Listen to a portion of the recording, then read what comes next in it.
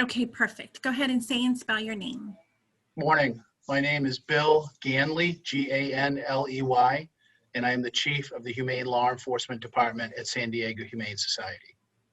And yesterday, I think it was, something happened and you rescued a bunch of cats. Well, actually, this happened in October, the end of October, October Okay. 22nd. Okay. And we got a call, our officers on our Escondido campus team got a call from a landlord in Escondido that some tenants that had been evicted had left behind a large number of cats and in kind of unsanitary conditions. So they called us for help, and our officers responded. We actually have a large-scale animal intake protocol at the Humane Society. When a situation like this happens, we organize all of our team members, including our medical department, our admissions, our animal care, our behavior people, and we get together and we plan how we're going to respond to this. So in this case, we actually had one of our veterinarians respond from the Escondido campus, and she assisted during the intake of these cats out in the field.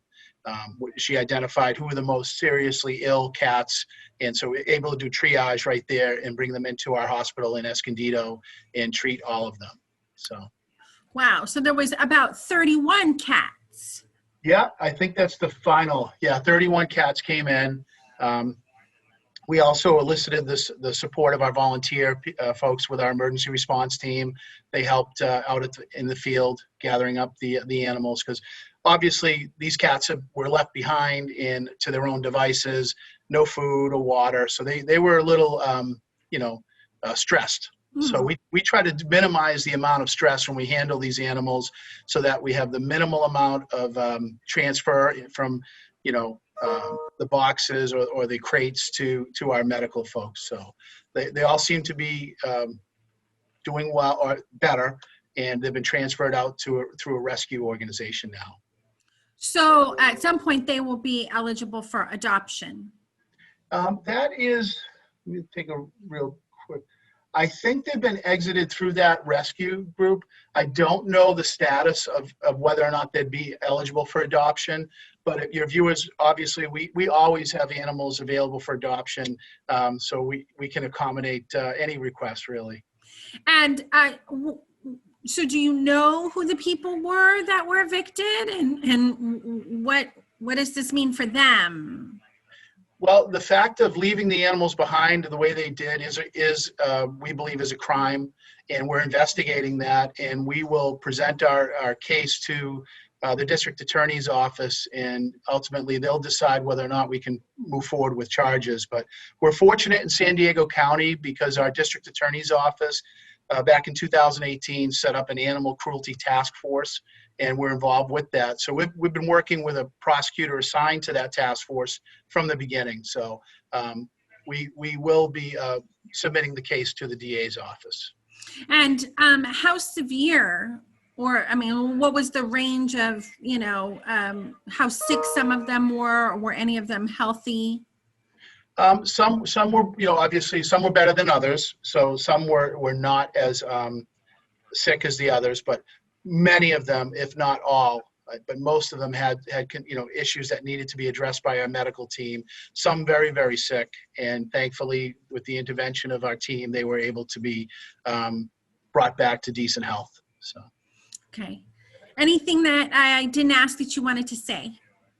Well, the most important thing, like we focus on education and assistance, and our Humane Law Enforcement Department is there to help people. And we just did it in a case yesterday in another city, somebody who's in over their head with too many animals. Someone called us. We work with people. We're non-judgmental. We come in and try to help them to reduce the amount of animals that they're caring for, because most people who have a lot of animals like this are well-intentioned and good-hearted, but it gets overwhelming. And 31 cats in a small condo, and in the conditions that were found in this one, they needed some assistance, and we would have preferred that they reached out to us earlier, and we could have helped them. So, especially right now where people's situations are changing unexpectedly, they think they can handle it, or they just keep taking them in because they see them and right? As you said, well-intentioned, but not a good And idea. when we pursue criminal charges, again, the courts look at the whole picture once it comes in. If there are extenuating circumstances that these people have gone through, they'll have the opportunity to present that information, and the courts do a pretty good job of coming up with a reasonable solution to the situation. But we have an obligation to bring these charges forward because we believe a crime has been committed here. And again, but if people called us earlier, we could help them and be more than willing to do that. So not to be afraid that if you are in a situation, it doesn't mean that you're going to be in trouble or that you're going to be considered, breaking a rule or a law.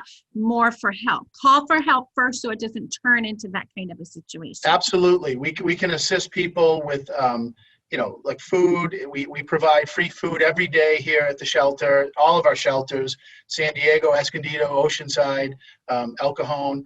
And we provide free food with no questions asked. And same thing with some situations like this. We're not going to be judgmental. We're going to do what we can to help you and the animals. So perfect. Thank you so much for your time today.